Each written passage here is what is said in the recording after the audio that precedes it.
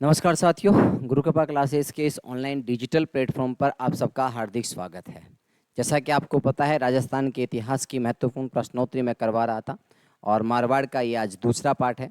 मारवाड़ के लगभग हमने 17-18 प्रश्न देख लिए थे। आज हम आगे के प्रश्नों के बारे में चर्चा करेंगे। प्रश्नों के बारे में चर्चा करें उससे पहले आप इस वीडियो को अपने साथियों के साथ शेयर कर दीजिए, क्योंकि सबसे नए, सबसे बेहतरीन और सबसे अलग क्वेश्चन मैं आपके सामने लेके आया हूँ।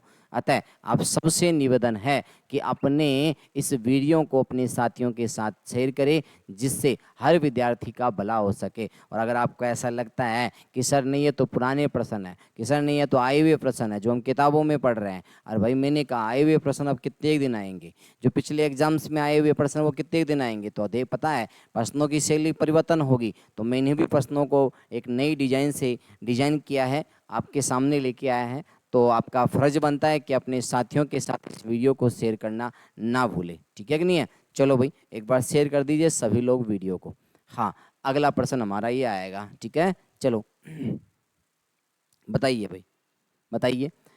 अगला प्रश्न है, राव जोधा के संदर्भ में कौन सा कथन असत्य नहीं है। अरे क्या पूछ रहा है, असत्य नहीं है। पूछ क्या रहा है भाई, असत्य नहीं है। तो आपको सबको पता है जब असत्य नहीं है तो भाई साहब सबसे मोटी बात तो ये आ गई कि असत्य नहीं है, ठीक है। असत्य नहीं है, दिख रहा है, नहीं दिख रहा, असत्य नहीं है। अब असत्य का अर्थ होता है, ये क्या पूछ रहा है, सत्य कथन पूछ रहा है। क्या पूछ रहा है, सत्य कथन पूछ रहे हो, ठीक है। अब बताओ भाई, ये पूछ रहा है राव जोधा के संदर्भ में कौन सा कथन असत्य नहीं है। तो जोधा, जोधा किसका बेटा था, ये तो पता है ना सब लोगों को, रणमल का। किसका था, रणमल का, रणमल का था भाई। और रणमल की जो हत्या हुई थी वो कौन से शिविर में हुई थी, जिलवाड़ा के शिविर में हुई थी। उसी समय राठौड़ी सरदारों ने आदेश दिया किसको, जिलवाड़ा शिविर में उपस्थित जोधा को, कि जोधा भाग सके तो भाग थारो, रणमलियो तो मारे गयो। और जोधा उसी समय अपने उस शिविर से नीचे कूदता है, और नीचे एक गाड़ी खड़ी थी, फॉर्च्यूनर गाड़ी, और उसको लेकर मारवाड़ की ओर भागता है। कुंभा उसके पीछे आता है कि तेरे बाप को तो सल्टा दिया, आज तुझे भी मार के रहूंगा, क्योंकि तुम लोगों ने बहुत परेशान किया मेवाड़ को। तो भाई साहब उसके पीछे कुंभा कूदता है, और कुंभा जब जैसे ही शिविर से नीचे कूदता है तो उसे एक गाड़ी मिलती है 800। एक फॉर्च्यूनर से भाग रहा है, पीछा कर रहा है 800 से, स्वाभाविक है पकड़ा तो नहीं जाएगा। लेकिन दोनों के मध्य थोड़े दिनों बाद में एक युद्ध होता है, अरबली का युद्ध। कौन सा युद्ध, अरबली का युद्ध। और उस अरबली के युद्ध में कुंभा ने जोधा को पराजित कर दिया और मारवाड़ के कुछ क्षेत्रों पे उसका अपना अधिकार कर लिया था, ठीक है। ये बात आपकी जोधा की बात थी। मेन बात आती है कि इसमें सत्य कथन पूछ रहा है कि राव जोधा ने 12 मई 1549 ईस्वी को जोधपुर नगर बसाया था क्या। तो सबसे इंपॉर्टेंट तो बात है कि भाई जोधपुर नगर, पहली बात तो 1549 ईस्वी में बसाया ही नहीं गया, और 49 भी नहीं आएगा यहाँ पर, ठीक है। तो बताओ गलत है ना। तो बताओ राव जोधा ने, ये तो पता है भाई, राव जोधा ने जोधपुर नगर बसाया था, जोधाना नगर बसाया था, जिसका वर्तमान नाम जोधपुर है, ठीक है कि नहीं है। तो ये कब बसाया था, 12 मई 1500 सॉरी 1459 ईस्वी में। कब बसाया था, 1459 ईस्वी में, ठीक है कि नहीं है। अरे यहाँ तो क्या है, 1549 है ना, तो 1549 में थोड़ी स्थापना की थी। अरे स्थापना तो कब की थी, 1459 ईस्वी में थी। तो ये कथन तो क्या हो गया, गलत। और पूछ रहे हो कहीं सत्य कथन, अगला हम चलो। जोधा ने अपनी राजधानी जोधपुर को सुरक्षित रखने के लिए मेहरानगढ़ दुर्ग का निर्माण किया था।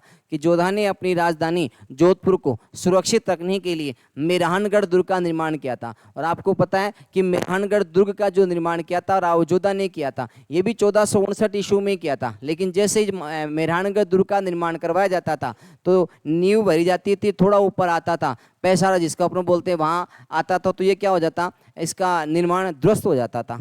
तो जब इसकी निर्माण के लिए करणी माता के आशीर्वाद के पास गए तो करणी माता ने आशीर्वाद दिया कि आप जाओ और जोधपुर मेहरानगढ़ के दुर्ग की नींव रख दो।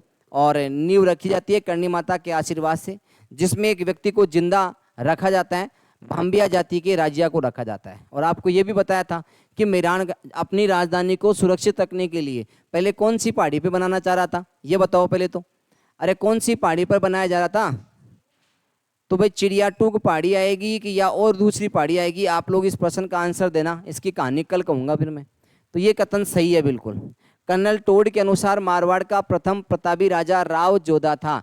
कन्नड़ टोड के अनुसार मारवाड़ का प्रतापी राजा राव जोधा नहीं था कन्नड़ टोड का, ऐसा कोई कथन नहीं है। ऐसा कथन तो किसका है? हीराचंद ओझा का, गौरी शंकर हीराचंद ओझा का, गौरी शंकर ओझा का, गौरी शंकर हीराचंद ओझा का कथन है ये तो, ठीक है। जोधा ने अपनी पत्नी कोडमदे के नाम पर कोडमदेसर तालाब बनाया था। तो पहली बात तो इनकी पत्नी नहीं थी, और इनकी पत्नी ना थी, ये तो क्या थी भाई? माँ थी, ठीक है कि नहीं है। और इनकी पत्नी का नाम क्या था? जसमादे। क्या नाम था? जसमादे। और इस जसमादे के कारण ही जो जोधा था ना, उसने शातल देव को क्या बनाया था? उत्तराधिकारी बनाया था। तो वापस पढ़ लीजिए आप लोग, राव जोधा के संदर्भ में कौन सा कथन असत्य नहीं है? बोले तो सत्य कथन पूछ रहा है, ठीक है। तो राव जोधा ने 12 मई 1549 को जोधपुर नगर बसाया क्या? नहीं बसाया। कब बसाया था? 1468 ईस्वी में। जोधा ने अपनी राजधानी जोधपुर को सुरक्षित रखने के लिए मेहरानगढ़ दुर्ग का निर्माण करवाया था, बिल्कुल करवाया था, चिड़ियाटूक पहाड़ी पे करवाया गया था। और इस दुर्ग की जो नींव है वो करणी माता के आशीर्वाद से रखी गई थी, और उसमें भांबी जाति के राजा को जिंदा इसमें चुना गया था, ठीक है। ये कथन बिल्कुल सही है। कन्नड़ टोड के अनुसार मारवाड़ का प्रथम राजा राव जोधा था, प्रतापी राजा राव जोधा। कन्नड़ टोड ने ऐसा कोई कथन नहीं कहा। ऐसा कथन तो किसने कहा था? गौरी शंकर हीराचंद ओझा ने कहा था, ठीक है। ये कथन भी क्या हो गया? गलत हो गया।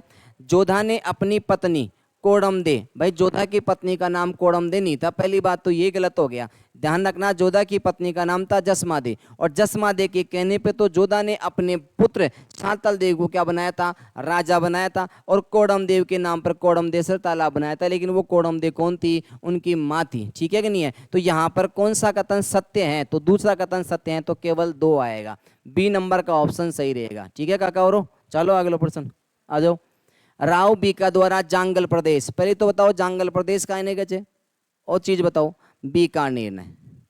जांगल प्रदेश किसको कहते हैं भाई? बीकानेर को। या हम कह सकते हैं राती घाटी, तो ये भी कह सकते हैं राती घाटी किसको कहते हैं भाई? बीकानेर को कहते हैं, ठीक है। आ जाओ।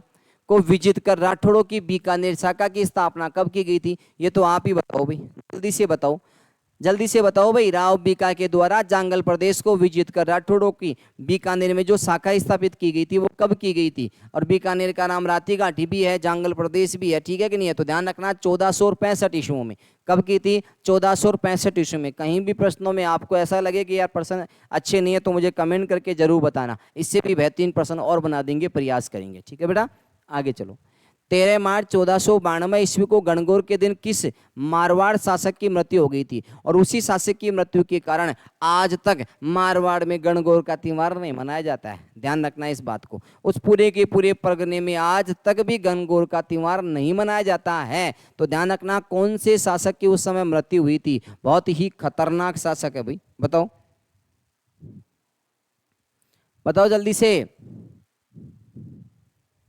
तो ध्यान रखना, ये थे राव सातल देव। और राव सातल देव की जो रानी थी, बोले तो पत्नी थी, वो थी फूला भटियानी। क्या नाम थी?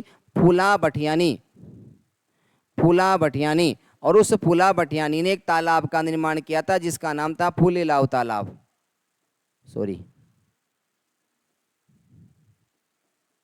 फूलेलाव तालाब। फूला भटियानी सातल देव की पत्नी थी। सातल देव एक तालाब में डूब कर मर जाते हैं, इस कारण गणगौर का त्योहार नहीं मनाया जाता है। वो त्योहार था गणगौर की सवारी लेके जा रहे थे वहां पर। राव गंगा के संदर्भ में कौन सा कथन सत्य है? कौन सा कथन सत्य है? राव गंगा को मारवाड़ का प्रथम पितृंता कहा जाता है। अरे भाई, मारवाड़ का प्रथम पितृंता राव गंगा को थोड़ी कहा जाता है। अरे गंगा की तो हत्या की गई थी। इस गंगा के पुत्र थे कौन? मालदेव। राव गंगा की तो हत्या की गई थी। दिख रहा है ना प्रश्न तो सब लोगों को, ठीक है, एक बार पढ़ लो। राव गंगा के संदर्भ में कौन सा कथन सत्य है? राव गंगा को मारवाड़ का प्रथम पितृंता कहा जाता है। ये बात तो बिल्कुल गलत है, क्योंकि राव गंगा को तो मारा गया था उसके पुत्र मालदेव के द्वारा।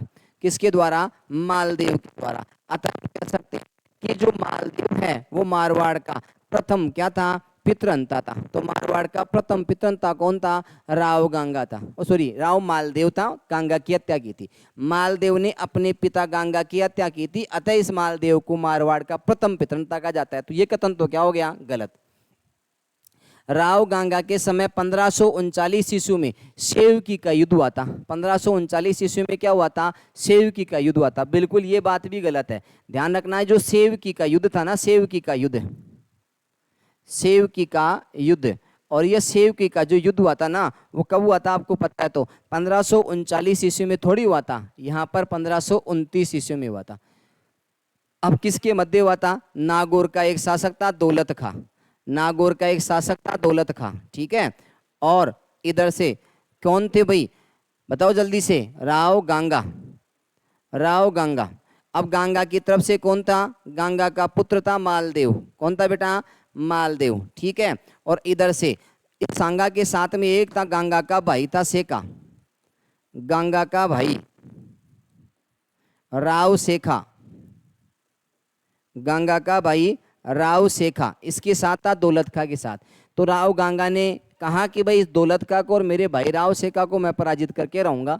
तो अपने पुत्र मालदेव को बुलाया। बापू का कहना मान गया कौन? मालदेव की बापू ठीक है चलते हैं, लेकिन ये दौलत का खतरनाक आदमी है, इसे हम जीत नहीं सकते।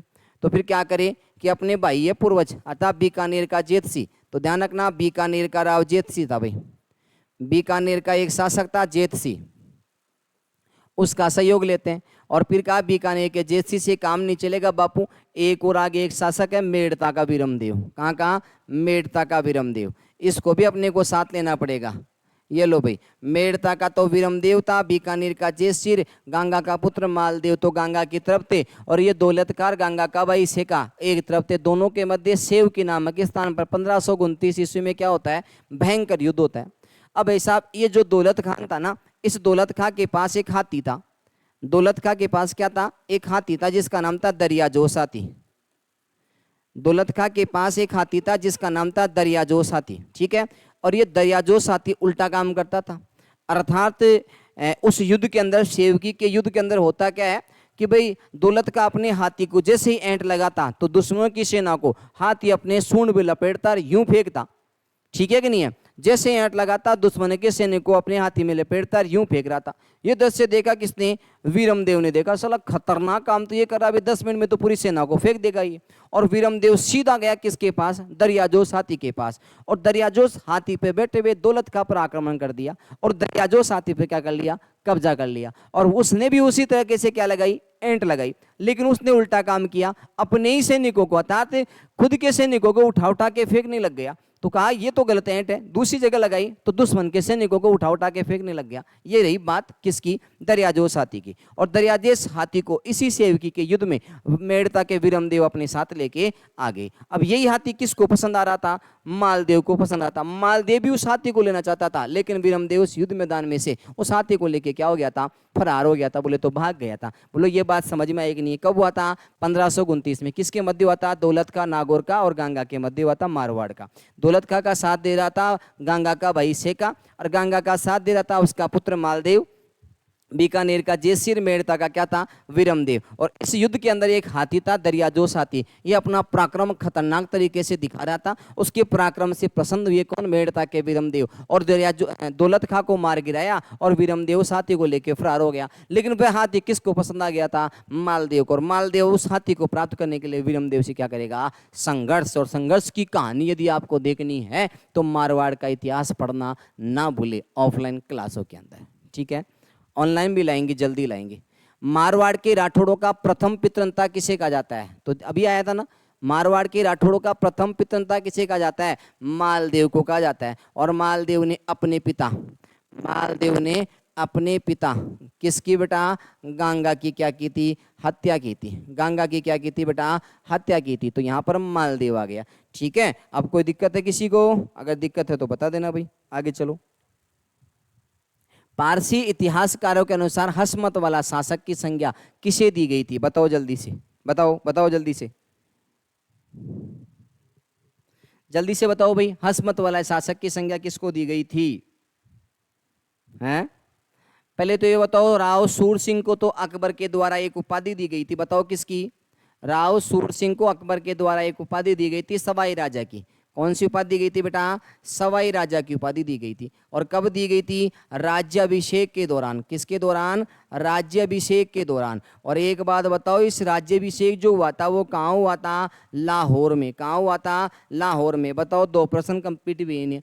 पहला प्रश्न तो आता है कि मारवाड़ के राजा जो सूर सिंह थे उसका राज्याभिषेक कहाँ हुआ था? लाहौर में। और राज्याभिषेक के दौरान उपस्थित कौन थे? अकबर। और अकबर ने उस सूर सिंह को कौन सी उपाधि दी थी? सवाई राजा की उपाधि दी थी। कौन सी उपाधि दी थी? सवाई राजा की। अब बात आती है राव मालदेव। तो ध्यान रखना, राव मालदेव को हसमत वाला शासक भी कहा जाता है। कौन सा शासक कहा जाता है? हसमत वाला शासक कहा जाता है राव मालदेव को। ठीक है। इसके बाद आती है चंद्रसेन। इसे मारवाड़ का प्रताप कहा जाता है। ये आगे आंसर हसमत वाले शासक को। तो इसे क्या कहा जाता है? मारवाड़ का प्रताप। तो मारवाड़ का प्रताप किसे कहा जाता है? ध्यान रखना, मारवाड़ का प्रताप चंद्रसेन को कहा जाता है। इस बात का ध्यान रखना। इसके अलावा भूला बिसरा राजा भी इसे कहा जाता है। भूला बिसरा राजा,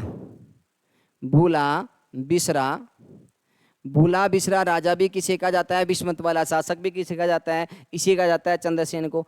इस मानसिंह को क्या कहा जाता है? तो ध्यान रखना, मानसिंह को सन्यासी राजा कहा जाता है। मानसिंह को क्या कहा जाता है भाई? राजा कहा जाता है। तो ध्यान रखना, सन्यासी राजा मानसिंह को कहा जाता है। ये लो, मैंने एक ही प्रश्न के अंदर 4 प्रश्न आपके स्पष्ट कर दिया। सन्यासी राजा, सवाई राजा, हसमत वाला शासक, मारवाड़ का प्रताप, भूला बिसरा राजा। जनवरी 1544 ईस्वी में गिरीशुमेल का युद्ध किन किन के मध्य हुआ था? पता है, गिरीशुमेल के युद्ध में मैंने आपको बहुत बड़ी कहानी कही थी। अरे कही थी नहीं कही थी? बहुत ही खतरनाक तरीके से कही थी भाई। आपको याद है तो गिरीशुमेल के अंदर। तो अभी तो ज्यादा चर्चा नहीं करेंगे। ये गिरीशुमेल का युद्ध मालदेव और शेरशाह सूरी के मध्य हुआ था। ठीक है, आगे चलो।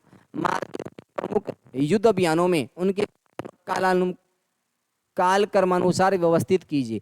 तो ध्यान रखना, मालदेव ने सबसे पहले अभियान किया था वो कहाँ पर किया था? भाद्राजूण में। कहाँ किया था? भाद्राजूण में। और भाद्राजूण का एक शासक था जिसका नाम था वीरा। क्या नाम था? वीरा। तो ध्यान रखना, मालदेव के द्वारा अपना जो पहला अभियान किया था वो कौन सा किया था?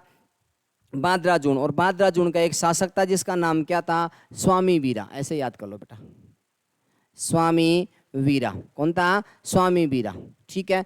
इसके बाद में इसका जो दूसरा अभियान था वो कौन सा था? नागौर अभियान था। और नागौर का शासक कौन था? दौलत खां। कौन था? दौलत खां। लेकिन ध्यान रखना, इस दौलत खां को पराजित करने जब मालदेव जा रहे थे तो एक जगह क्या होता है? रुक जाते हैं। और रुक कर ये क्या सोचते हैं कि भाई ऐसे तो जीत नहीं पाएंगे। तो ये सबसे पहले सिवाना जाते हैं। कहाँ जाते हैं? सिवाना। ध्यान रखना, मेरी बात को समझना। मालदेव का अपना पहला अभियान था भाद्राजूण, और भाद्राजूण के स्वामी वीरा को पराजित करके भाद्राजूण पे अधिकार कर लिया।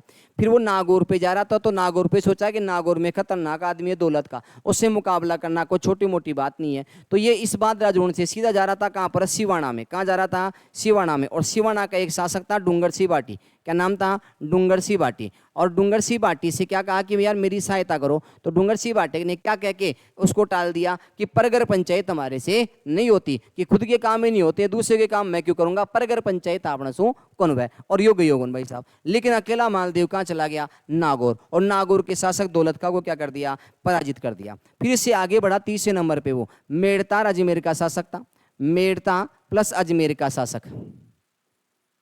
और मेड़ता अजमेर का शासक जिसका नाम था वीरमदेव। क्या नाम था? वीरमदेव। और वीरमदेव वही था जो दरियाजोश हाथी को लेके भाग गया था। तो ध्यान रखना, वीरमदेव के ऊपर आक्रमण करता है और वीरमदेव से मांगता है कि भाई हाथी दे। तो वीरमदेव बोला बाप की सोगर मेरे गंतों को ने बोला कर से, क्योंकि वीरमदेव के पास जो हाथी था वो इसके पास ज्यादा नहीं था, कि धनी तो धनी होता है और वह अपने धनी कहता है दौलत खा के गम में वो खाना पीना छोड़ दिया जाता है, ऐसा कहा जाता है। और दरियाजोश हाथी की क्या हो जाती है? मृत्यु हो जाती है। अब वीरमदेव कहाँ से दे उसको? तो भाई साहब उसको कहा तू निकल जाए यहाँ से। बोला मैं कहाँ जाऊँ, कि मुझे नहीं पता, कहीं भी प्लाट कर रजिस्ट्री करवा ले, लेकिन मकान आज की आज खाली कर दे। और भाई साहब मेड़ता और अजमेर को जीत लिया। किसने? मालदेव ने। किससे जीत लिया? वीरमदेव से जीत लिया। फिर उसके बाद में आक्रमण किया। जब वापस मारवाड़ के वापस लौट रहा था तो उसे याद आया दिमाग कि भाई एक सिवाना का शासक था, वो भी 3-2-5 करा था। तो अब सिवाना का शासक जो था डूंगर सिंह भाटी, उसको भी पराजित कर देता है। आज वो नंबर पे आ गया। ये लो, अगर सहायता दे देता तो काहे के लिए मरता। ये लो डूंगर सिंह भाटी पे आ गया।